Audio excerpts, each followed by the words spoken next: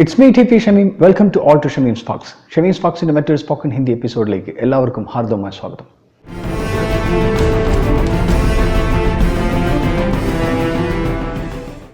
ഇന്നത്തെ ക്ലാസ്സിൽ നേരത്തെ നമ്മളെടുത്ത ആലങ്കാരിക വാക്കുകളുടെ തുടർച്ചയാണ്. വീണ്ടും ഇന്നത്തെ വീഡിയോയിൽ നമ്മൾ രണ്ട് വാക്ക് പ്രയോഗം പഠിക്കാൻ പോവുകയാണ്. ഇതിൽ ആദ്യത്തേത് ലഗ്ന എന്നാണ്, മറ്റൊന്നത് ഹി എന്നാണ്.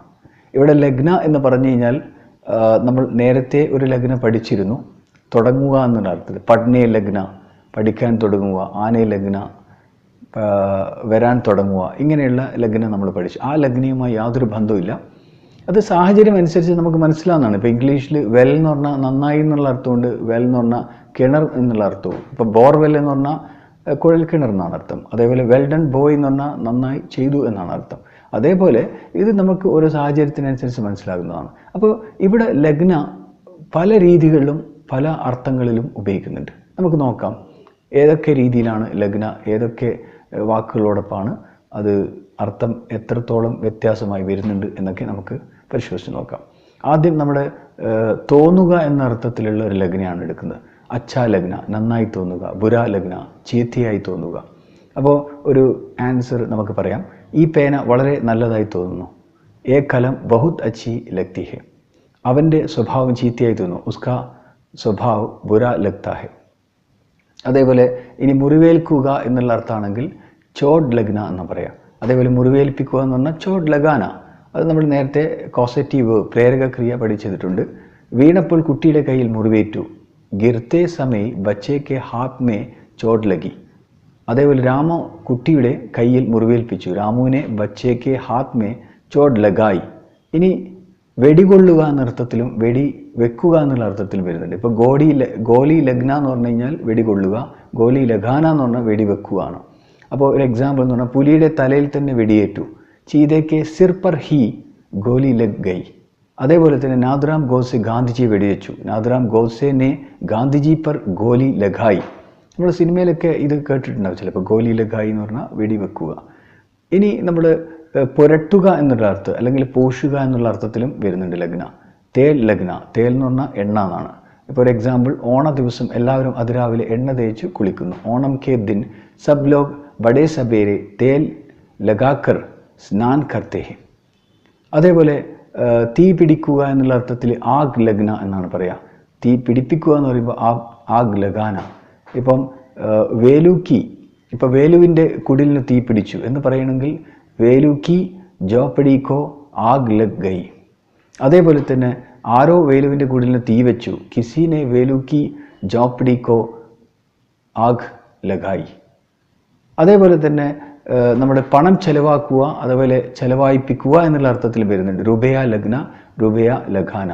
അപ്പോൾ നമുക്കൊരു എക്സാമ്പിൾ പറയാം. മകളുടെ വിവാഹത്തിന് വേണ്ടി ധാമു വളരെയേറെ പണം ചെലവാക്കി. അപ്പോൾ ബേട്ടിക്ക് ഷാദി കെ ലിയെ ധാമുവിനെ ബഹുത് സെ റുബയെ ലഖായെ. ഇതാണ് നമ്മുടെ ലഗ്ന എന്നുള്ള ഉപയോഗം. ഞാൻ മാക്സിമം പറഞ്ഞിട്ടുണ്ട്, പല സെൻറ്റൻസുകളിലൂടെയും കടത്തിവിട്ടിട്ടുണ്ട്. അപ്പോൾ നിങ്ങളും സ്വയം ഒരുപാട് വാക്കുകൾ എന്നാണ് ഉണ്ടാക്കാൻ വേണ്ടി ശ്രമിക്കുക, അത് പരിശീലിക്കുക. ഇനി ഹി എന്നുള്ള ഒരു വേർഡാണ്. ഹി എന്ന് പറഞ്ഞാൽ ഇംഗ്ലീഷിൽ ഓൺലി എന്നർത്ഥം വരുന്നു, മലയാളത്തിൽ മാത്രം, തന്നെ എന്നിങ്ങനെ ഉറപ്പിച്ച് പറയുവാനായി ഹി ഉപയോഗിക്കുന്നു. ഇപ്പോൾ ഒരു എക്സാമ്പിൾ എന്ന് പറഞ്ഞാൽ രാജുവിന് ഒരു മകൾ മാത്രമേ ഉള്ളൂ. അപ്പോൾ ഒരു മകൾ മാത്രമേ എന്ന് പറയാൻ വേണ്ടിയിട്ടാണ് ഇത് ഉപയോഗിക്കുന്നത്. രാജു കെ ഏക് ബേട്ടി ഹി ഹേ. അതേപോലെ വീട്ടിൽ എൻ്റെ മകൻ മാത്രമേ ഉള്ളൂ. ഗർമേ മേരാ ബേട്ട ഹി ഹേ. അതേപോലെ തന്നെ ആ നീളമുള്ള മനുഷ്യൻ കൃഷ്ണൻ്റെ സഹോദരൻ തന്നെയാണ്.